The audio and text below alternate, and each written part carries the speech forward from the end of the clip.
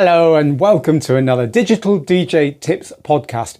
It's a special edition this time because to help us celebrate our 15th birthday as a DJ school, we're talking to some of our friends, and today I'm talking to the one and only Ferry Corsten. He's a survivor. He's a veteran trance DJ who has ridden all the waves of musical genre changes, of culture change, of tech change. Through COVID, he's still here. Still making fantastic music and looking forward with some really interesting stuff on his plate right now. It was a good time to catch up with him, not only to help celebrate our birthday, but also because we have an upcoming How to DJ Trance course with Ferry. And so I caught up with him and talked about all of that in this chat. Before we get started, just as a reminder, these podcasts are brought to you 100% by the wonderful students of Digital DJ Tips. There are no sponsors, no partners. There is nothing going on behind the scenes. So if you like what you hear and you want to be closer to everything that goes on at this DJ school and support us, then please come and take a look at our DJ courses at digitaldjtips.com. Okay, over to Ferry.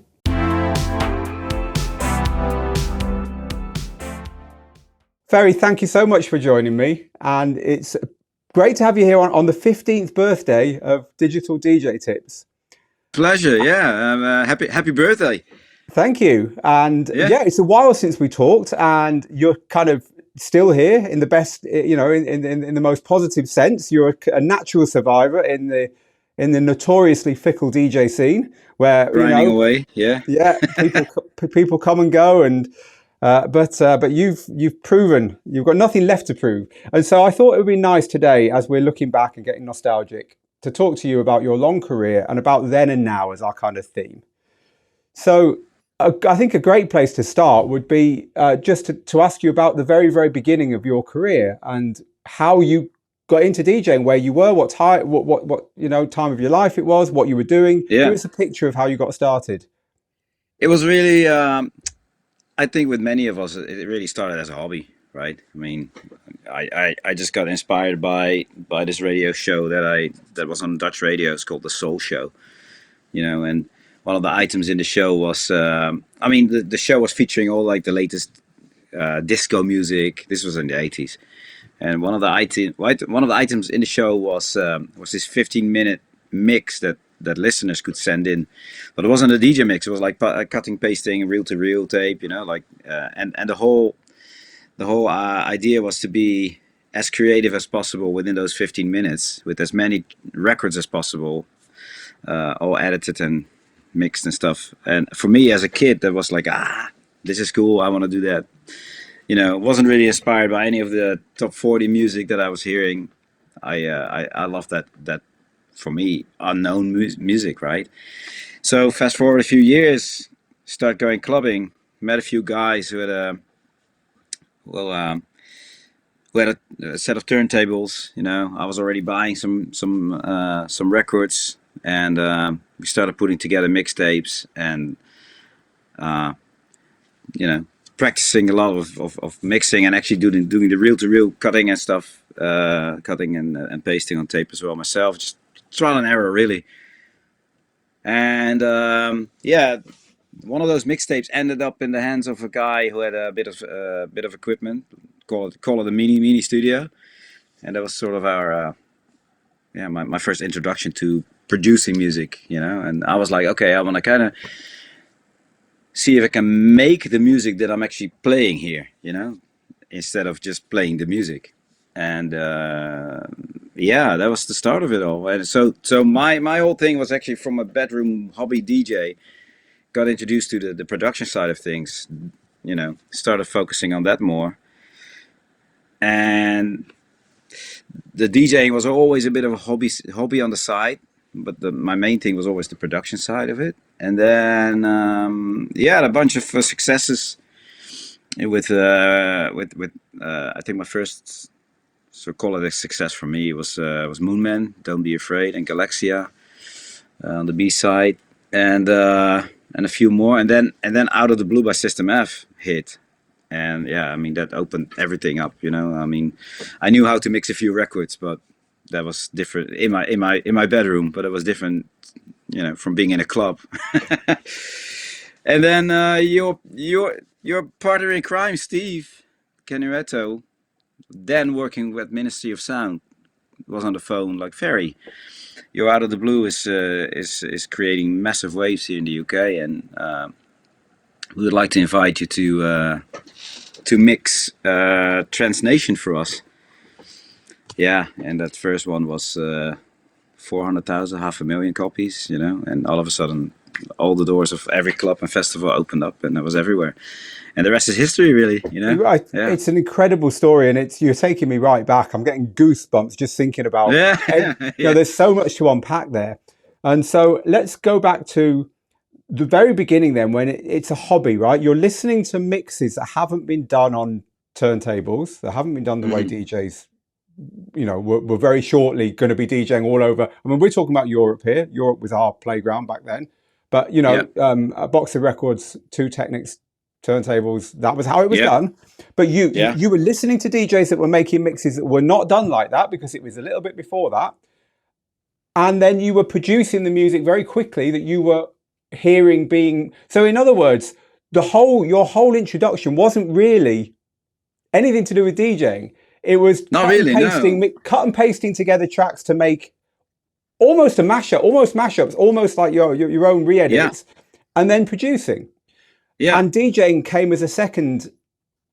It came in the background, followed. It was a hobby that came behind. But the thing is, I think the thing that's interesting is, you talk to modern DJs and modern influencers, and you've got to make a record, and then you've got to go out and you've got to DJ it, and it's kind of a career path. It's kind of a progression. It's kind of, yes, you must produce music, and then you must learn how to stand in front of a crowd, and however you choose to press your buttons, you must learn to play that music. With you, it was the same, but utterly different, because there was no career path. It was completely invented. It was off the cuff. It was an organic sort of trajectory, really, if you will. It was just the way, I guess, the path was laid out for me. It wasn't really, the DJing thing was more like on the side, and I used that to do the transitions that I would cut and paste, right, on the tape and whatever. So, and the records that I was buying, that was like the really early beginnings of house music and whatever. And that created the interest of, like, how are those records made? Not how is this mix done? Now, how are the records made that I'm mixing right now? And more from that point of view, I started creating this sort of interest in the production side of things more than the actual DJ mixing. Yeah, because for me, I mean, look, when I went out clubbing for in those days, the DJ was a cool dude, but he was not the superhero yet, So that whole phenomenon of like a superstar DJs wasn't around yet. So there was no interest in that. It was really the music that I was interested in. So that's how it started, really. Yeah. So I was listening today on my phone before I came here, as I was getting ready to Don't Be Afraid, because I used to play. I didn't know it was you back then, because of course pseudonyms all the time, right? You have to look at the name in brackets on the record to figure this stuff out. It struck me how innocent and simple music was back then. I mean, it literally really, you get more intricately produced demos on equipment now, and you just hit play when you buy something new than Moon Man's Don't Be Afraid. It was one riff, one bass line, and a very simply programmed drum pattern. And with a bit of a drum loop over it, and that's it, really. And it was so of its time, and it reminded me that back then, the DJ's job was like, every record had one thing about it, right? You were like, oh, I love that bit, I love that, and then you'd play that record because you love that bit. And they were building blocks. They were almost not complete in themselves. They were designed to be put together to create a journey, and it's changed a lot since then, hasn't it? Yeah, it's very ironic how it has changed, and also what's going on at the moment. Like, it's funny that you mentioned Don't Be Afraid, which is actually the perfect example of a track being so absolutely simple. The riff, one bass line, and there's a little ARP thingy in there, and then a few two tracks together that create all the drums, and that's it. Really, there's nothing there. Even the arrangement is just like intro, main drop, back to a sort of like interlude and the second drop and out, and then you start. I mean, that was one of my very, very early productions, and when I listen to music that I did from those days, they're all like that. It's very simple, and of course, then you get you get a bit more crafty, you get a bit more experience, and you start polishing a bit more, and production and it's a bit more elaborate and whatever. And then over time, it gets really crazy. You notice also when I went from let's say hardware studios to all the software stuff and all the possibilities that comes with that, right? I mean, the endless possibilities. So I guess it's almost like before with the hardware studio and equipment being very expensive, me as a young guy, young kid, don't have always, not always having the funds for that, So I get kind of having to do with what I had and make the most out of that. All of a sudden being thrown into a well of, like an endless, bottomless well of possibilities, So it's almost like your limitation first, that's your problem, but that's also the strong part.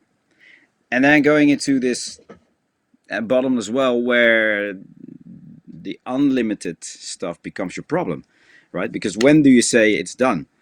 So you can really hear that. And now, and it's funny that we're talking about this, now there's this whole new trend of tracks have to be really simple again.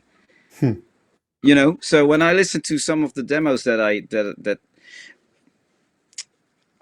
get sometimes, and when it first came in, like a good example was like an early Ben Hamsley track. When it came in, it was like, this is not even done, and then realizing, no, this is what's happening again. It's simple, it's really straightforward, and nothing too overproduced, and it's all really, really simple again. So that's really sort of like, in my experience over the years, in a nutshell, it started here, went all the way to like crazy productions and possibilities to back to really simplicity, and it's quite amazing to see how that is so circular.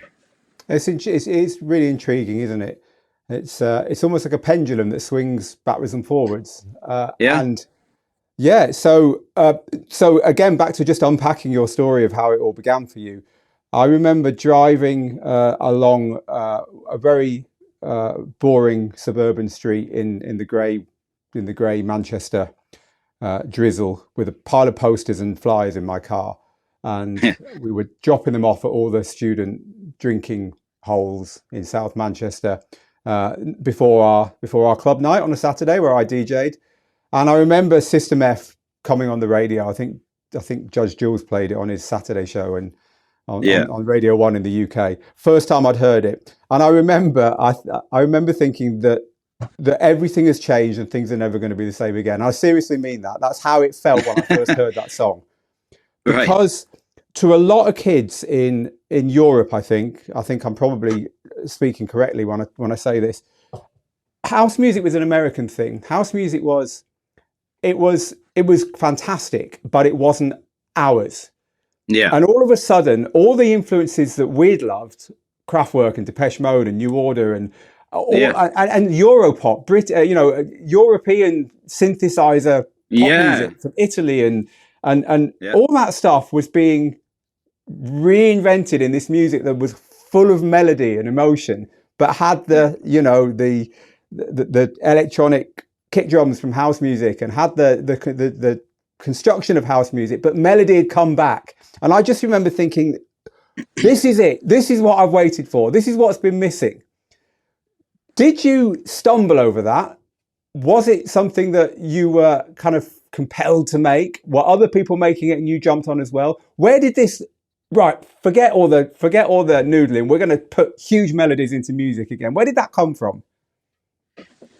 It's really funny, but ultimately, bottom line, let's say also, really growing up in the 80s, I was also here and there influenced and quite a bit of a fan of Italo disco, So in a weird way, out of the blue, was my very, very poor attempt to making an Italo disco record. That was it. Yeah. So yeah, I wasn't like, oh, I'm gonna make something that is so different right now. It's just like I did that, and I knew that it was different. When I stumbled across this riff, and also I gotta be honest, this thing over there, the JP 8000, I was one of the first in Holland to have that. And that had that typical super saw sound, that big sort of synthy bit. Yeah. And I was already, playing around with that, and when I use that for the melody of Out of the Blue with that sort of like ARP type of melody, which is not an ARP, by the way. It's just programmed.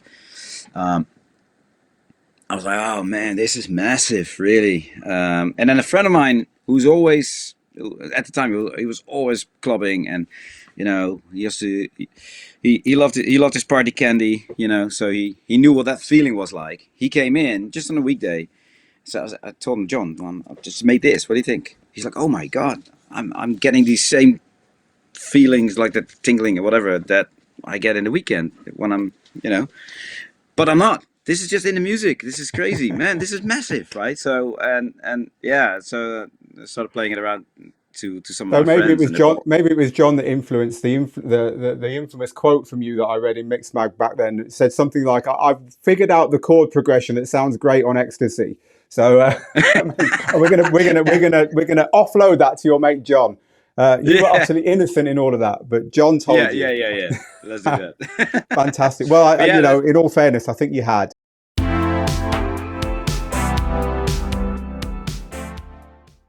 The trance explosion that you talk about was really big in the late 90s in Europe. I mean, it really was. Clubs filled up again, really, after the initial rush of dance music in the late 80s and early 90s. There was a bit of a lull, and then it all went off again, big style. It was the first super club era, the first EDM era, way before it hit America. yeah, And you mentioned that you mixed the Trance Nation CD with Digital DJ Tipsy's own tutor Steve back then in the studio with him. This is another really important piece of the puzzle, isn't it? Because people maybe don't understand it now, but back then, mix CDs with companies like Ministry of Sound at the forefront of it. They were really, I mean, they were advertised on TV and they were selling, like you say, 500,000, a yeah. million units. They were huge, weren't they? They were big. I mean, it was a real product. It's like it was treated like a proper artist album in a way. And if not in a bigger way, because these were albums with multiple big names on it. And then mixed by a big name DJ. So done by a big name brand, catering to a massive crowd out there that loves this music. So yeah, it was definitely a big sort of jump start for me to be mixing those CDs. I've done 5, I think, in total, and it really opened a lot of doors for me. Yeah. Yeah, it was just everyone had them in their cars, everyone had them at home. It was just very normal. I mean, in the end, they were being given away on the front covers of magazines and all kinds of Yeah. stuff. And True. the Yeah. precursors to today's, mixes that you find online, Yeah. and I guess kind of they've been superseded by the Spotify era with playlists and so on. But at the time, it And was a way of also, taking a bit of the club home with you, wasn't it? true, yeah, and also the cool thing was that they were really mixed. They were mixed with on vinyl live. It's not like in Ableton and everything is warped and marked, and it's all super tight, like production mixes almost, like I call them. These were just I remember being with Steve in the studio in London, for 2 days mixing disc one on day one, and then next morning going through next sort of like running order of tracks and mix date.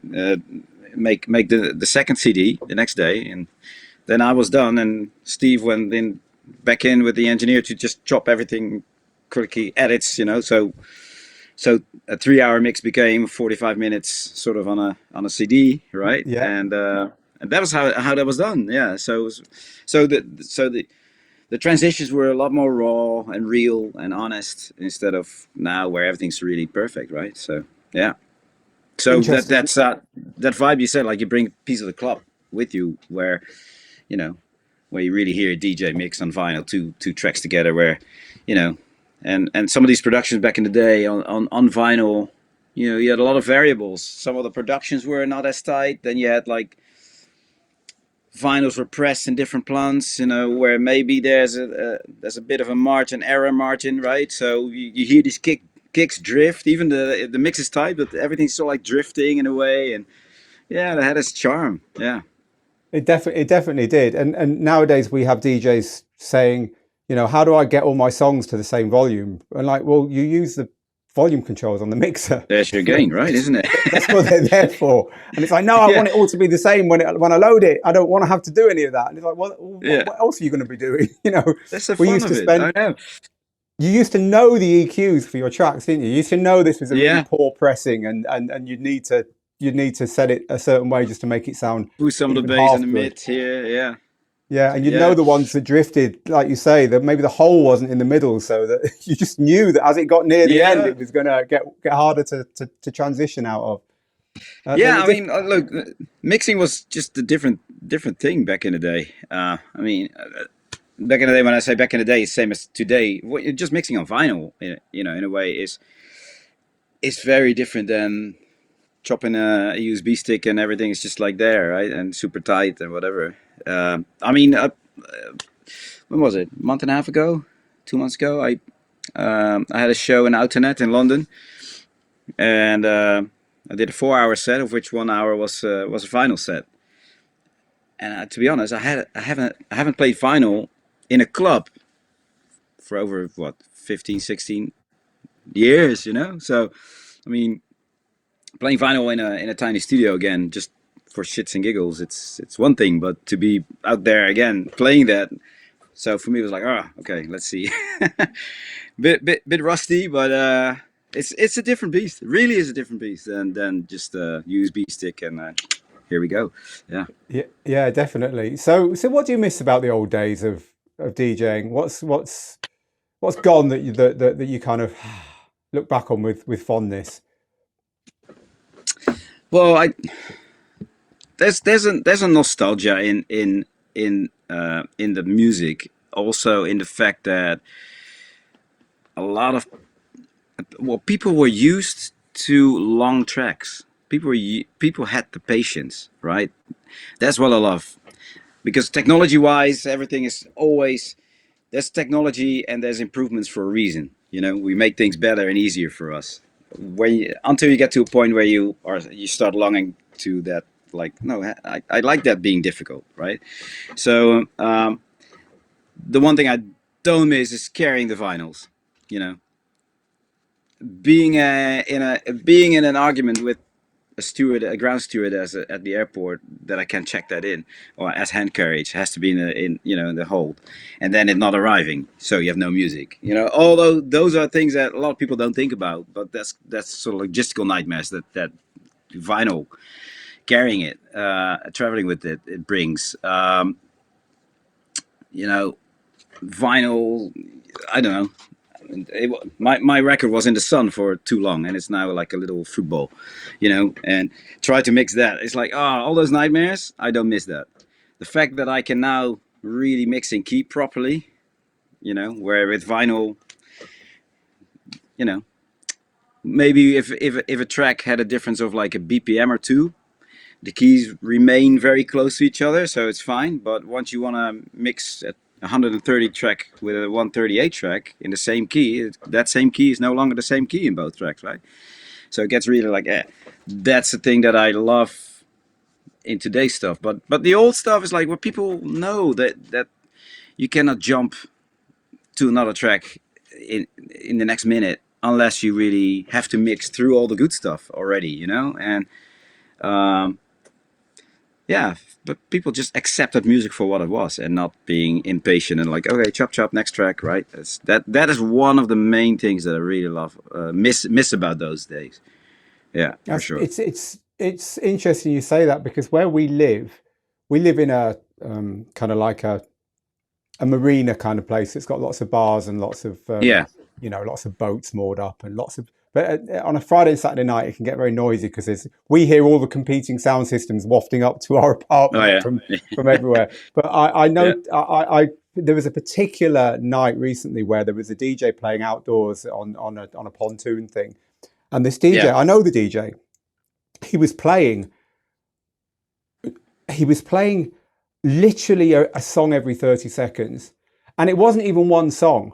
It was the vocal from one song over the music from another. Now, we're not just talking remixes here. It was literally mashup after mashup after mashup after Yeah. mashup. Yeah. And they would just mash up, echo out, another mashup, echo out. And we're not just talking one style of music. We went everywhere. We went from the 60s to show tunes, to Irish protest records, to Europop, to suddenly there was a microphone and there was karaoke for half an hour. I mean, Oh this, my God. fair play, the energy, the actual, and this guy's in his 50s, right? It's not a youth. The Yeah. energy needed to do that for 4 or 5 hours. I mean, it's not my thing, but full respect. That's Oh not yeah. easy. No, it's a skill. I gotta say. Yeah. But I'm with you. I feel there's room for everything, and that to be able to let records breathe and do their thing Yeah. is not really in fashion at the moment, is it? No, and I gotta be honest. I'm also, when I did that 1 hour vinyl set, I gotta admit that when I mixed the next track, I'm like, okay, you know, it's What am I going to do listen. now? Now what? Look on vinyl. I need my time way longer than to queue up the next track than with just tracks from my USB stick. But it's still like, okay, this extra bit in this track was kind of unnecessary. Now I would have, in a modern track, I would have chopped that out already or shortened it or whatever. Like I did go through those little motions in that Yeah, set. yeah, Like, okay, but at the same time, yeah, that it allows tracks to breathe, and it allows you to look forward to that bit that's coming, that second breakdown, because that's slightly shorter, more energetic than the first drop, right? It's like, I don't know. There's something to these tracks that are 6-7 minutes instead of 2-3 minutes, right? yeah, yeah. Yeah. So let's talk about the industry then. You survived, by definition, you survived, right? So many people have fallen by the wayside, and you're still doing it, still enthusiastic. There's been genre shifts. There's been kind of streamings arrived. COVID came and went. What's your secret? What's your secret to longevity? Um, I wish there was like one clean cut sort of. This is it. It's a combination of things. I guess really, it's always try to keep that interest in what's going on. That's also how I how I got to the genre that I'm known for. I mean, back in the day, I've tried everything. I've had interest in music in general. I tried hardstyle or gabber back in the day. I did jungle drum and bass, call it that. I did ambient. I did techno. I did acid. I did house. Right, tried everything, and I always heard the same thing from all the A&R managers where I dropped my demos. Like, yeah, it's too melodic. So eventually, for the genre you're trying to do, it's in a way too melodic. So eventually filtered down to, I think I was naturally drawn to trance. But that eagerness and that interest, I still have that, right? So when a new genre comes up, or any genre out there really, at the moment, I just want to know what it is that people really like about that. And sometimes I feel like, okay, I keep this one foot firmly in my own world, and with the other foot I just tap around and dip a little there, dip a little there. See, oh, this is cool. Techno, this is what they like, and house, this is happening. Drum and bass right now, this is what's going on, and I just soak it all up, and I keep that interest alive, and it's just sounds absolutely cliche, but it's an eternal flame, really. That needs to be fed, right, with new stuff, and so that's on the music side. I mean. I think also pretty balanced lifestyle in a way. Weekends can get really crazy sometimes, especially also with the traveling.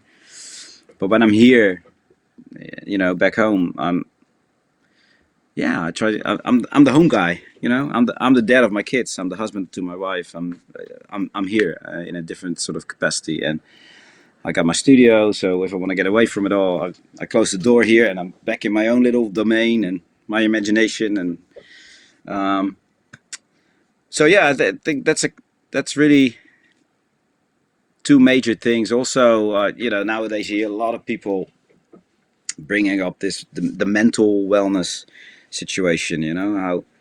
How a lot of DJs are struggling with mental issues and stuff. And for me, it's also like, okay, but you also need to be able, or try to train yourself to not take things too seriously. I mean, it's your business. It's a serious business. It's your job. But do you really need to, let yourself be talked down by a bunch of guys online that just want to troll you? You know, it's it's no point. So just just let that go. And I've on very early on, I was already able to sort of like shed that, right? So like, yeah, whatever. What do they know? And that's another thing, really. Um, yeah, that's it. That's what I can come up with right now. COVID, no one saw that coming, but I just, and I guess I just embraced it, used it here to be home after years of touring and being home with the family, and just actually really liking it, honestly. Mm. you know Being in the studio, the one thing that is that this lifestyle, when you are a creative person, the one thing that really sucks almost is like, I'm in the studio, I'm in the mood, I'm in the zone, I'm like, it's just creative. And then it's Wednesday, Thursday, and then Thursday afternoon is like tomorrow morning I have an early flight to wherever. But I'm just like, right now all the creative juices are peaking, right? They're flowing, and I have to cut it off because I gotta leave for gigs. On the other end, no complaints. It's great to have gigs. I love it. So it's another life that I step into, and that's the road life.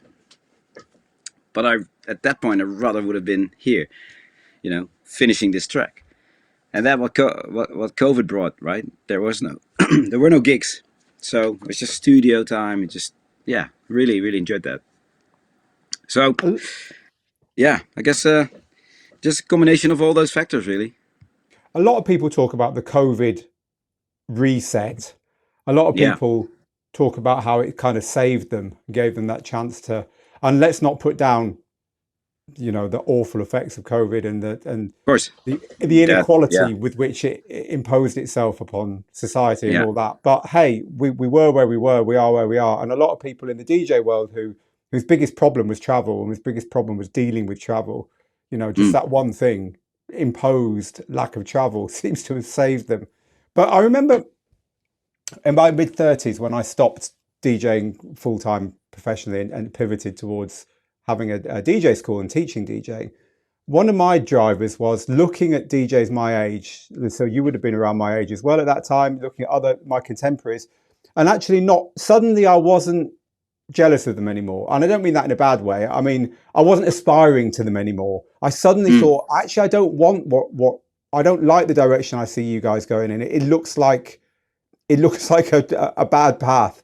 Now, you just described that you had a really thoughtful journey through that path to get to where you are now. You found your route. With me, it was Yeah. kind of like, okay, I need to be honest with myself. I can't combine family with what these guys are doing. I need to find another way to stay in the world of DJing, and I found teaching. For you, it was finding the balance, I guess. Yeah. And so let's talk about reinvention. So we talked about your very early Moonman productions at the beginning here. Very simple house music that was also fantastic, and then you went through the Goriella and System F and Ferry Corsten as an artist, and then Yeah. kind of recently you've been deliberately uniting everything you've done into one big show. But you've done orchestra stuff. You've done all kinds of things to keep it fresh, if you like. How important Yeah. is how important is that? How important is reinventing what you do? And when do you know when to pivot to something else? Yeah. Well, let's start with the first one. How important is it? It's just, you know, I think you should also listen to yourself, really. Mostly listen to yourself. I know everyone has people around them that tell them to play or make this or that music because, you know, that is the more popular thing. And I get that. But at the same time, if you, let's say you love trance and you hate techno, and all your mates around you say techno is that's hot right now. As a trance guy, if you hate something, like not just a trance guy, as a person, if you hate something that you have to make all of a sudden, do you really think you're gonna be really good at it? I don't know. You know, maybe if you're very analytical and, you know, very in a very cold way can just replicate what you hear, and understanding that it doesn't work for me. I'm someone who's producing music with with with my heart, right, with passion. So so I want to do what I want to do, and I've always done that. Yet at the same time, I was telling that I have a wider interest, right? It's not like I totally love techno. There's elements of techno that I like, and that's what I'm interested in, and that's what I'm trying to explore. And for other genres, it's the same thing. And my love for the melodic sound, that's definitely there. But it doesn't have to necessarily be trance. I can translate my melodic side of trance into a house record, right? Mm. And that's how I just keep it fresh. If I have to say, let's say, if I would have to make out of the blue, that type of music forever, I get bored. you know, you just wanna so like answer to the call of the other side, right? Okay, today I feel like making I feel like trying to make a house record, but bring in the knowledge of the other stuff and just play. Yeah, So I was listening to MGMT's track "Kids" nice. recently, and a line in Yeah, it yeah, really yeah. stuck with me from you know probably this was just before the internet changed everything. I think before Right. before everything changed. But they one of the lines, "Take only what you need from it." It's really stuck with me because what you're describing is moving with the times, but putting it through your own filter and taking what you need Yeah, from it to keep yourself that's true. fresh. Yeah, yeah, that's And I absolutely guess that.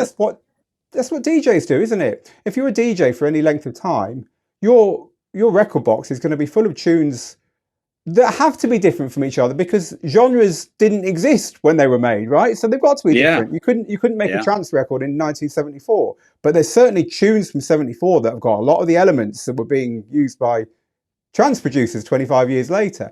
yeah, yeah, It's being able to take what you need from your journey, I guess. Is there sense yeah. in that?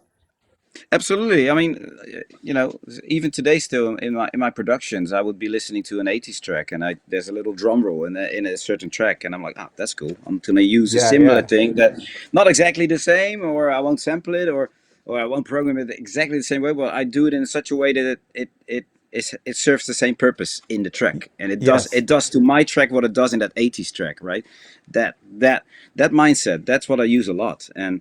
Um, that's why I love listening to other music and see what people do. And yeah, and then by doing that, I just get pulled into all these different genres that I want to do. That's why my repertoire is very diverse. And yeah, I just love doing that, really.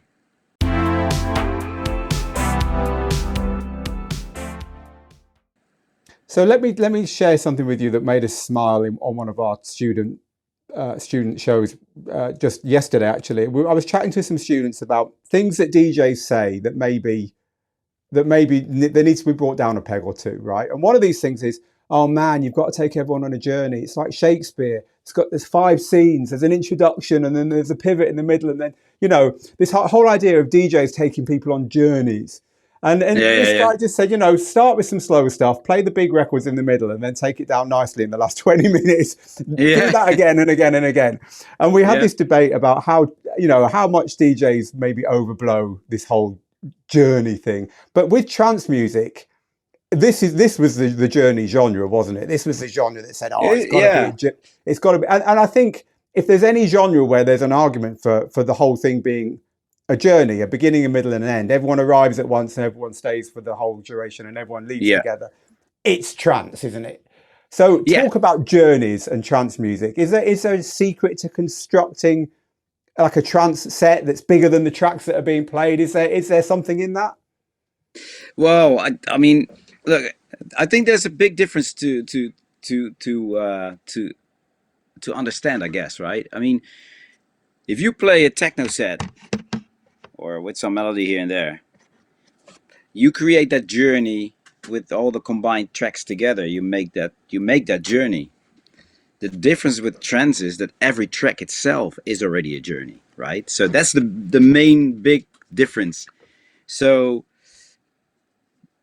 it's almost like with a techno set like that. What I try to how I try to explain is like with that type of set, you it's almost like you write a chapter, and with a trance set where every track already is a little chapter, you write the book, right? So it's almost like that. How I look at it. And then there's the difference between, let's say, you do a 3, 4, 5, 6 hour set versus an hour at a festival, right? Can you really make a journey at a festival? Well, the journey still works with trance tracks because they're all little journeys on their own in their own right. But at the same time, you want to put a lot more energy in. The festival is just an hour, so just you know. But you can still do that typical journey thing where you start with like a less energetic sort of track, and then gradually go up from there. Have your big sort of peak moment, or maybe at a festival at the very end is like your big sort of big grand finale. But with a longer set, I always like to look at sets like that, even with trance tracks, as like a bridge, right? A bridge has these pillars, and the road deck in the middle is sort of like the ongoing thing. But where you get closer to the pillar, there's the energy goes up, and I play more energetic tracks, and then after that I build down again a bit, and then again to the next pillar, build up again energy wise, and build down, and so on. So I do try to make that sort of like wave form, if you will, in a typical trance set, and I also like to blend in, tracks that rub shoulders with techno maybe, and with house on the other end, and diversity. And I think one thing that I always live by is like, look, it makes absolutely no sense. I hear it sometimes at these big trance festivals where they only play trance, and they have these 140 BPM trance DJs that just play 140 from the start to the end, and every track sounds exactly the effing same, and I'm like, why is this interesting, people? What if you just play a very melodic track, and then after that you starve everyone for like 2, 3 tracks from melody, or very minimal melody, and then you come up with something big and epic? And that's exactly what we did back in the day. I've been listening to these older sets from 2000, 2001, 99. And when you talk to a big trance fan nowadays, everyone's like, oh yeah, back in the day, trance was so epic. No, it wasn't. It was fucking rave. The rave sets, they were like banging, and why they felt so epic was that one track that was so melodic and bombastic that knocked you off your socks, and that is the moment that stuck with you and you remember, because it was so epic, because you were starved from melody and that type of sound for 2, 3 tracks, and then it came in bang, and that's how that literally that trance energy was like so massive because of that, not because trance track after trance track after trance track after trance track. So Yeah, it's light and dark. It's tension and release. it It's is really, yeah. taking and giving. It's dynamic, isn't it? It's almost like the changes are what it's all about. You can't have anything for too long before it starts to get boring, before it Yeah. starts to get tedious, before it starts to feel wrong. You can have too much of a good thing. And I think maybe it was because we just didn't have as many records, so you couldn't. Also, yeah, exactly, yeah, maybe because over You time, couldn't put a set trance together tracks became. of 50, 140 BPM songs that all sounded together because they probably hadn't been made yet. Yeah, So yeah, that's true. Yeah, but when I listen back to those old mixes, I'm like, wow, man, this is so much rougher than I remember it. Because I'm also remembering those big epic moments, but the tracks in between, Yeah. You know,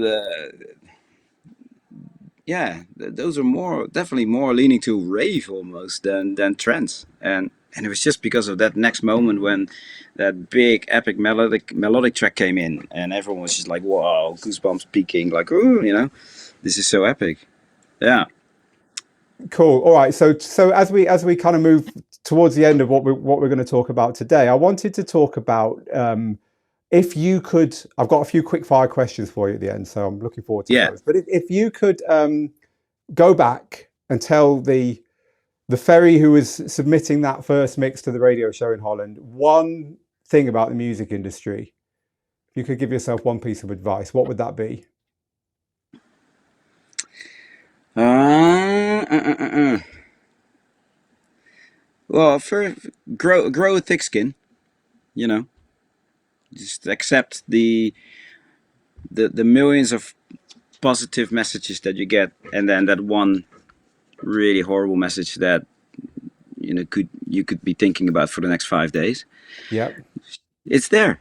Don't you can well, rule number one: you can't please everyone. So that's a good I rule to love it. live You by.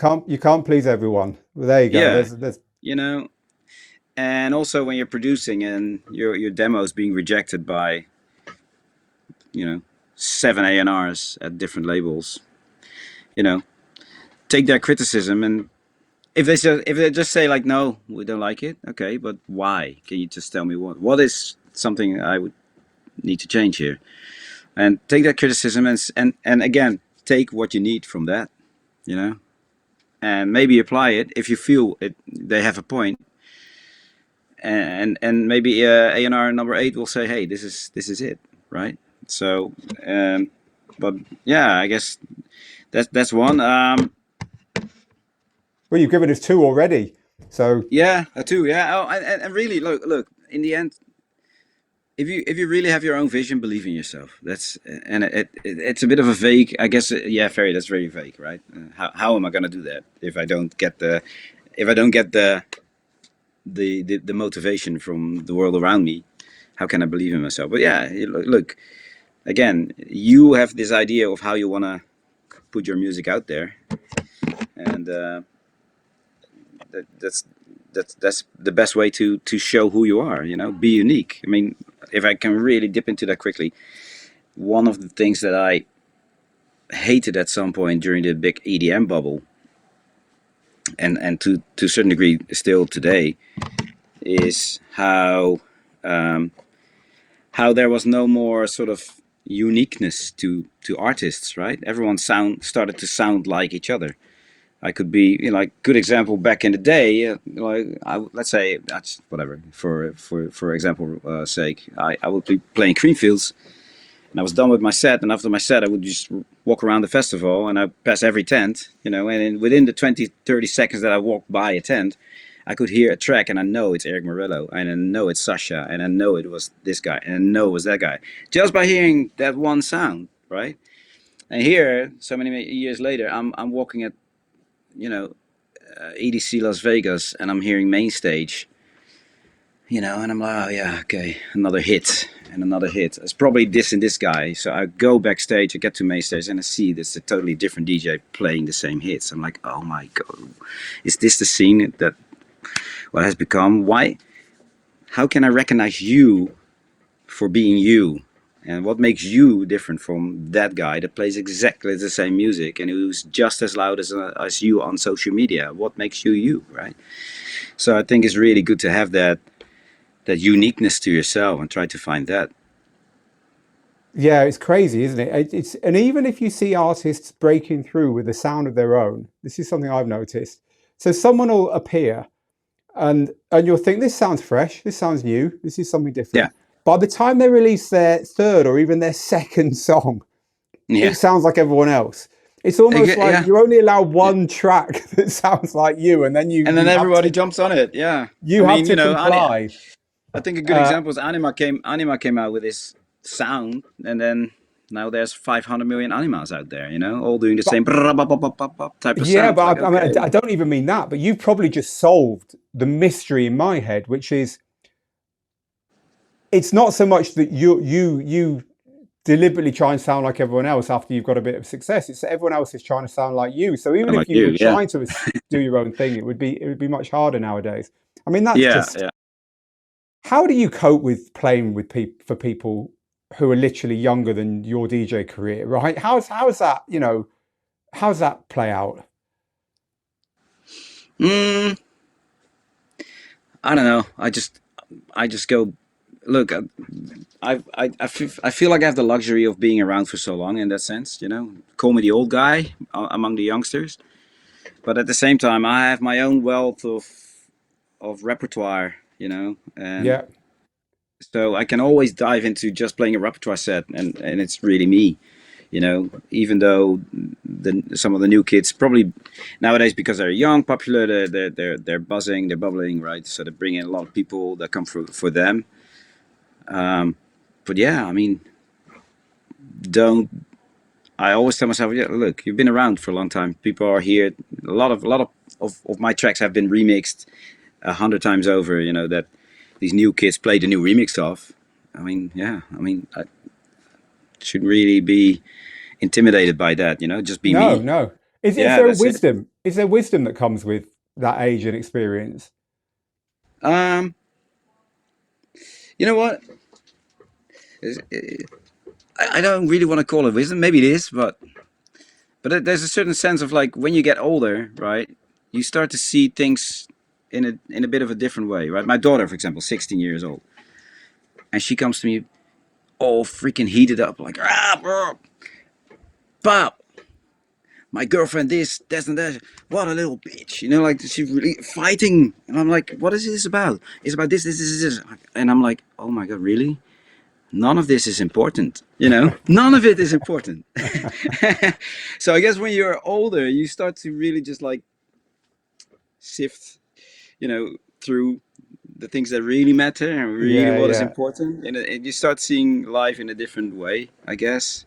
So yeah, maybe I that's share it. that. I share that with you. My daughter's 12, and she's exactly the same. Yeah, She's yeah, it's endearing sometimes. It's lovely to it see that is. utter passion for the completely unimportant. But at times, Unimportant stuff. yeah, you think, come on. Yeah, A lot of our DJs at Digital DJ Tips are taking up DJing mainly because they've always wanted to do it, right? They've always wanted to do this thing that they've loved. They've yeah, heard DJs like you throughout their lives. They probably went out in their 20s before they got married and had their kids and settled down, and it got put on a back burner. You and I are very, very lucky to have had careers in this yeah, industry of one type and another. But most people, like 99 out of 100, they don't. But it doesn't mean they didn't have the same passion back in the day. It's just that mm, life took a different turn for them. And a lot of the people yeah, we work with, they hit their 40s, they hit their 50s, and they think, you know what? I have to have a go at this. I have to do this because if not, I'm gonna regret that at some point. And they know they're not going to be superstars. They just want to do it for the pleasure, just like people pick up a guitar for the pleasure, or yeah. people learn to play the piano in later life for pleasure. There's nothing different, really. No. So, what would you say to students, to people who want to just take up DJing now rather than back then? What would you say to someone who came up to you and said, "Hey, Ferry, give me a bit of advice"? Okay, so I think what you're describing is just the passion that everyone still feels, and maybe again wants to feel, right? So uh, just hey, just allow yourself to get some decks and at least play at home. And the first person that you should make happy is yourself, right? So if you're there, let's say in your basement or your garage or your attic or whatever, and you're sitting there like, you know, grooving away for like the next 3 4 hours because you're just in your little bubble, great. And at some point that may wear off. It becomes a little normal, but you may have a birthday party with your friends sometimes. Bring your decks and just start playing for those extra people there. That's the new buzz that you get, and then that may grow into something bigger. I still really can have as much fun playing for 25 people that are really going off on what I'm playing and feel that same passion as to like a 15,000 people crowd, right? I mean, yeah, it's just there. Once it's going, and yeah, just Brilliant. So allow so yeah, yourself to it have. doesn't. It comes from here. It doesn't come from the opportunity in front of you. It comes from Yeah, inside, and it can be as much exactly. fun with a living room full of your best friends as a festival. Great Yeah, advice. yeah. Excellent. Right, I've got four rapid fire closer questions for you, Ferry. All right. The Let's see. first track you ever made versus your favorite track to DJ with. Oh, oof. Hey, give us some both. Yeah. What was the very first track you made? What was it called? Um, Very first track. very first track. Okay, so I used to live in an area in my town called Schollevaar.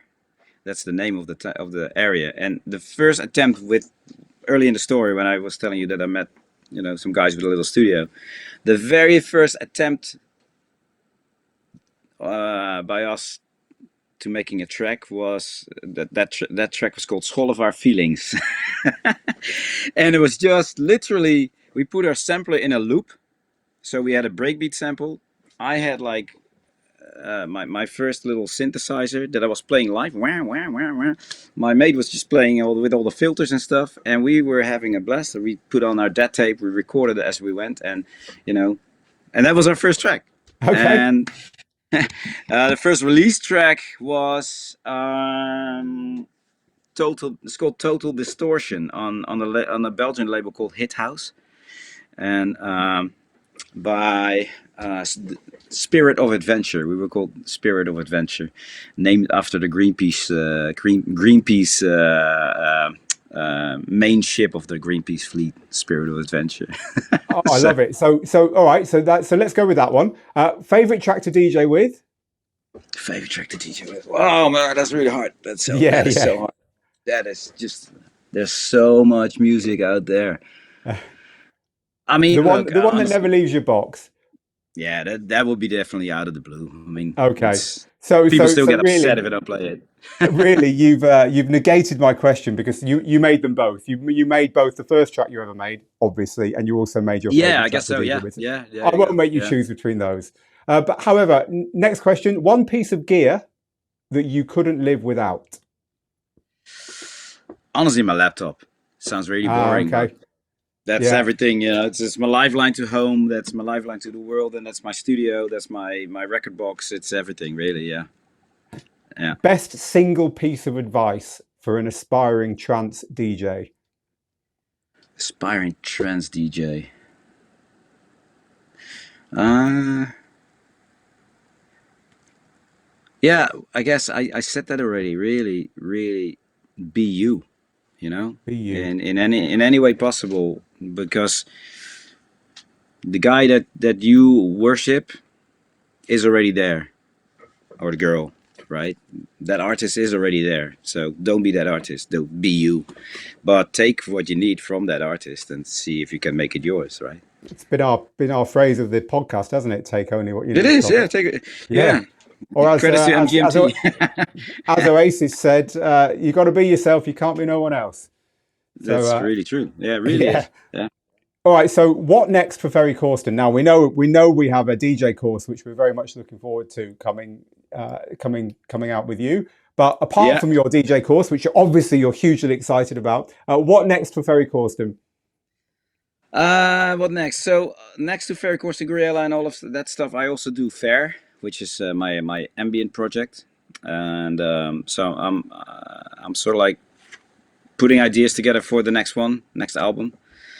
Um, there's a lot of music that have stacked up here, so unreleased. That's all coming out. Um, there's a bigger sort of product in the works for Goriella, because it's the 25th anniversary this year. Um, yeah, a lot more shows. Yeah, I mean that's really sort of like what it is. Yeah, Fantastic. Ferry, thank you so much for your time today. We do look forward to bringing your DJ course to the world. It's a very exciting thing and it will help a lot of the people that same we're here. talking about to get Amazing. involved in this, which is what it's all about. And I wish you the very best for the summer. Enjoy it. Thanks very much. Same to you. Take care.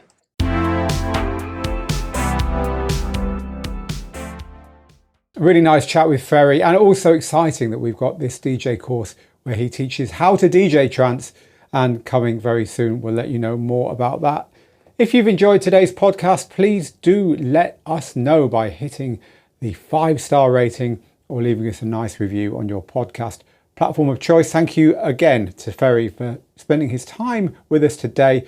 But meanwhile, from me, Phil, here in the studio, until next time, get good, get out there and make the moments. Bye for now.